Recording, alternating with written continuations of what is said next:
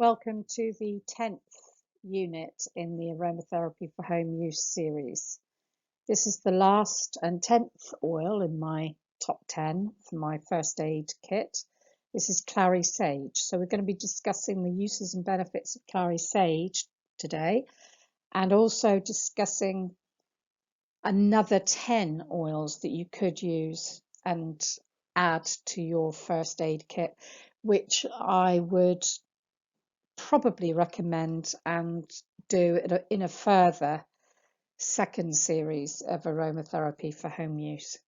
It has been very difficult to pick 10 out of so many useful oils, but I think I've given you definitely my top 10. But I do also think that my next 10 is quite a useful collection of oils to have as well. I'm hoping that in this presentation we will then discuss compress as a very useful method of use. These are then the 10 most useful ways of using the oils. So I hope you enjoy this presentation, the last in this series. There are so many oils that you can use in aromatherapy. The one kit that we teach about on the level 3 diploma has 42 different essential oils in it, and it's always difficult to know exactly which oils to have and which not to have. But I think that, for a level 3 therapist, definitely a minimum of 20 oils is what you would have in your kit, and it's been quite hard to pick out 10 and leave the rest out. Benzoin is one of my favorite base notes. It's very vanilla, very warming. It's extraordinarily good for respiratory conditions. It's amazing for aches and pains and joint problems like arthritis and rheumatism. Bergamot is like a cheery little ray of sunshine in a bottle. It's very uplifting, very antidepressant, very digestive, and just the most wonderful aroma. Cypress, I'm not so keen on myself as an essential oil, but cypress is amazing for stopping fluid running from the body. So, for instance, if you're sweating excessively or you've got a really heavy period, it's one of the 2 oils that is very good for hemorrhoids. Cypress and juniper, the only 2 oils that are really good for shriveling up hemorrhoids. Jasmine is an amazingly floral aroma, another base note, so it's nice. We don't have so many base notes, but very good all-rounder, extremely good for the skin, for uplifting nervous problems, stress, anxiety, tension. But it is expensive, so we tend to use it minimally. Juniper is a favorite of mine. It's an evergreen. It's definitely a very woody aroma, but it's very useful for aches and pains, arthritis, lots of different conditions. Lemongrass is a lovely, fresh, quite a strong top note. Very good appetite stimulant, very de-stressing, good for insomnia, depression. Marjoram is a favorite. It's very sedating and calming, very soothing and warming oil. Rose is wonderful for the skin, very good for grief, very good for irritability and insomnia and impotence. Sweet orange, that lovely fresh aroma, blends so well with geranium. And a lovely uplifting, invigorating oil. And ylang ylang, which I'm not too keen on again, is like a poor man's jasmine, but it's very, very good for people who have difficulty expressing themselves and feel irritable or angry or incompetent. It's very good for depression. So they would be my next top 10, definitely. And I will do another presentation of 10 oils as a second course to add to this foundation course that I've done. So what about Clary Sage? It's a herb very similar to sage, but with smaller leaves. The word clary comes from Sclarea, which means clear. So Clary Sage is said to be known as clear eye. It helps to clarify, it gives you clarity in how you're feeling, where you're going, what's going on. You know, if you're feeling a bit disorientated and you're not sure where you're at or where you're going, then Clary Sage is an oil that will help you with that. Its uses have been a bit overshadowed by sage, but sage is more toxic and has some quite strong chemical constituents which we avoid now in aromatherapy. So it has less uses than clary sage. Clary sage, though, is notorious for being intoxicating, and people report a feeling of slowing down, being overcome with euphoria, and not able to concentrate when using clary sage. It's found its way into winemaking in Germany, particular muscatel wines, and many producers use it to enhance the headiness of beer. People have been reported in the past to become dead drunk, foolishly drunk, or mad with the drink after having clary sage added to their beer. Personally, it doesn't have that effect on me, which is rather disappointing. But I don't have any feeling of intoxication or euphoria using clary sage. But we're all different, and the oils behave differently to each individual one of us.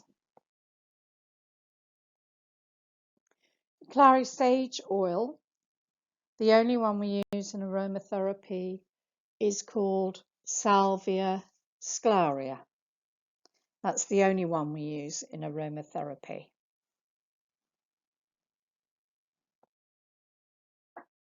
So clary sage has got an unusual aroma. Extracted from the leaves, it's a tonic effect on the nerves, stomach, kidneys, and uterus. Clary sage or clear eye is great for giving you a better perspective at difficult times. Helps with mental and emotional clarification. A top note, which is warming, relaxing, and uplifting. A must for women's ailments where there is a need for balancing hormones, especially during PMT and the menopause.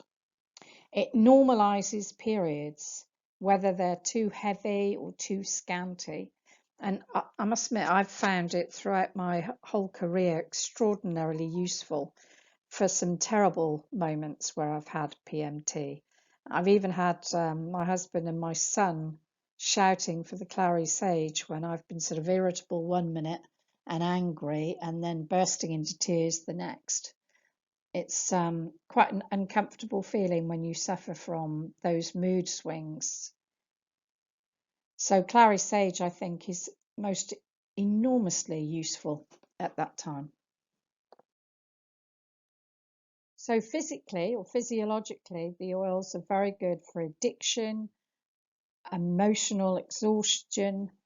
It's good for high blood pressure, insomnia, stress, anxiety, tension, depression, mood swings, the menopause, PMT, excessive sweating, inflammation of the skin, a sore throat, fungal infections, the absence of periods, irregular periods.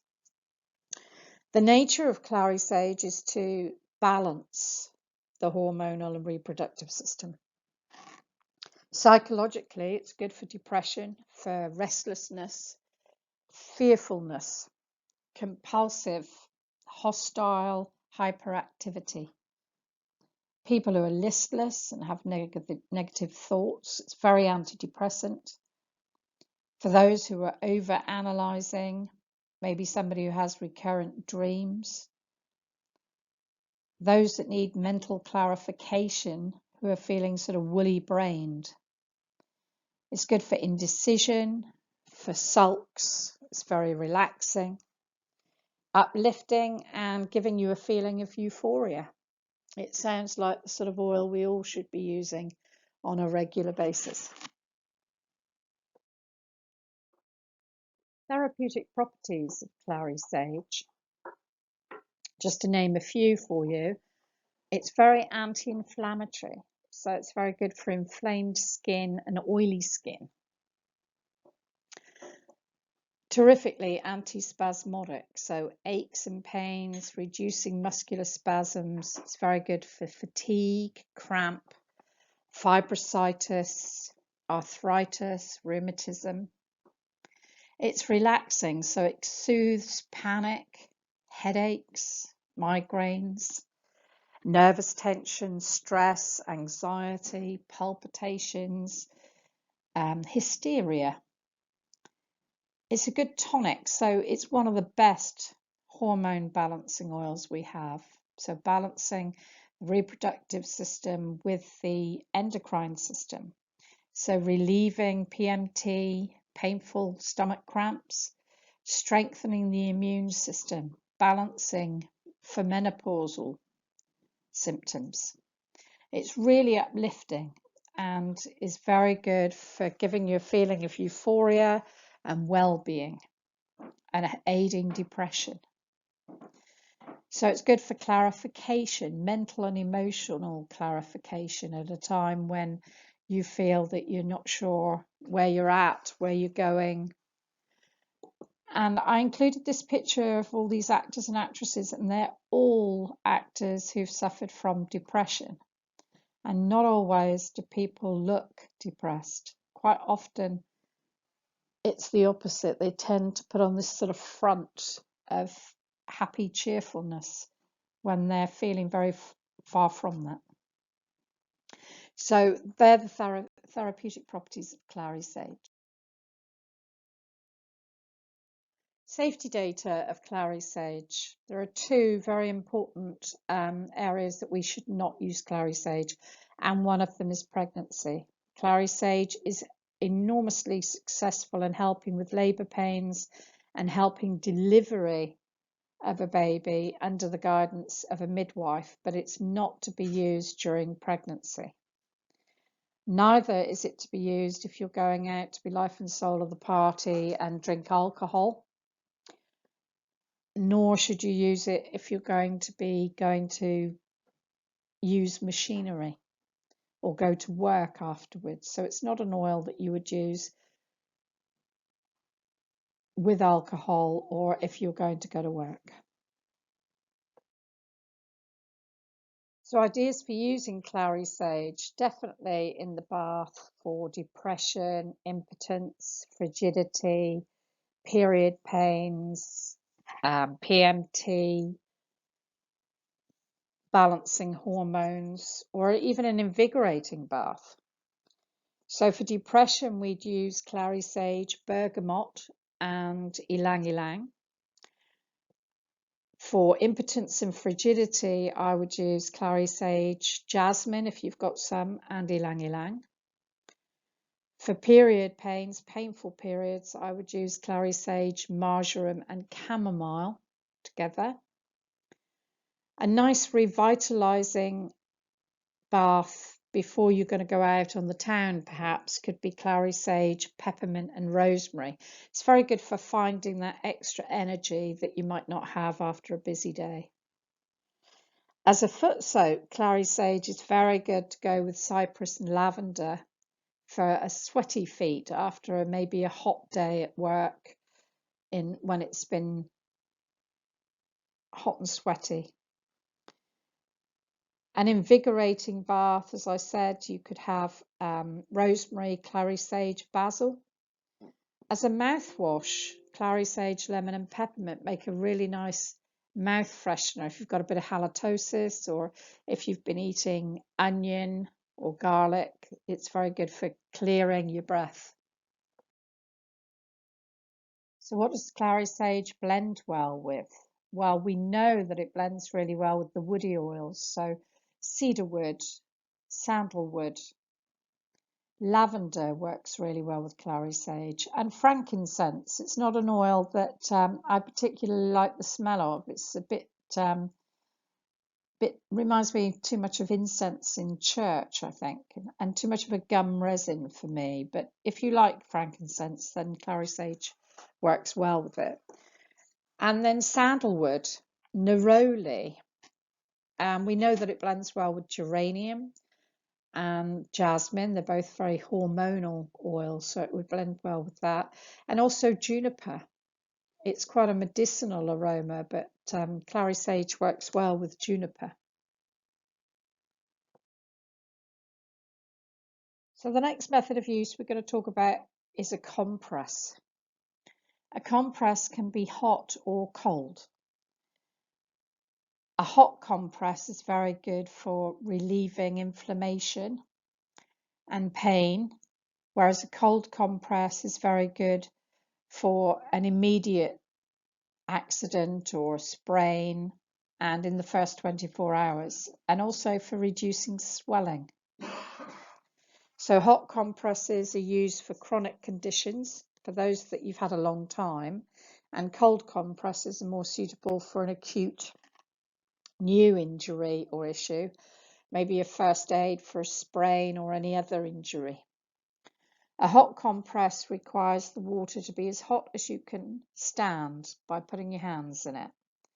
And you're going to add 4 to 5 drops of essential oil. So usually the recipe is 1 drop per 100 mils. So you might have 400 or 500 mils of drops.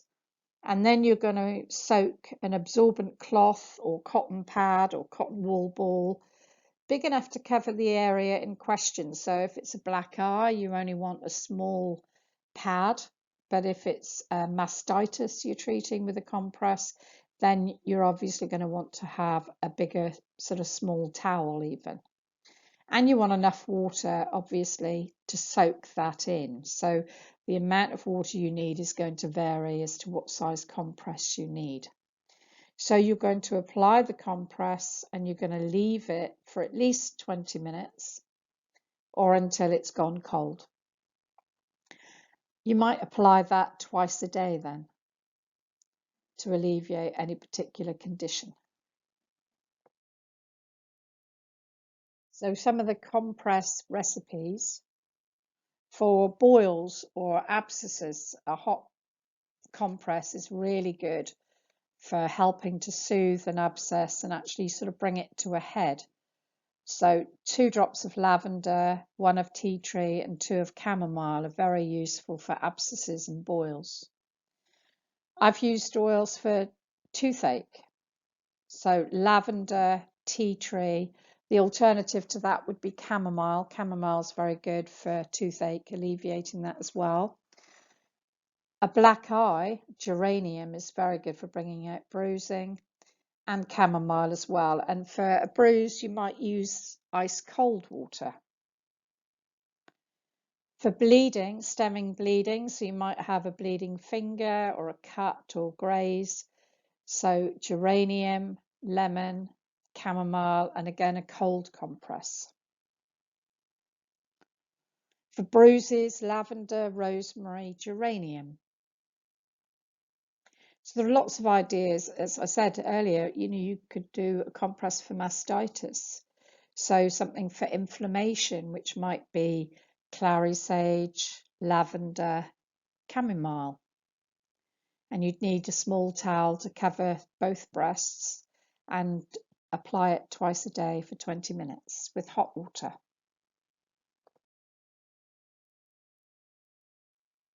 Using different methods of use then, we've covered all of these 10 methods of use, and there are a few more. You can use the oils in a douche where you flush water in the bath just to your nether regions for cystitis, maybe post-operation for healing stitches.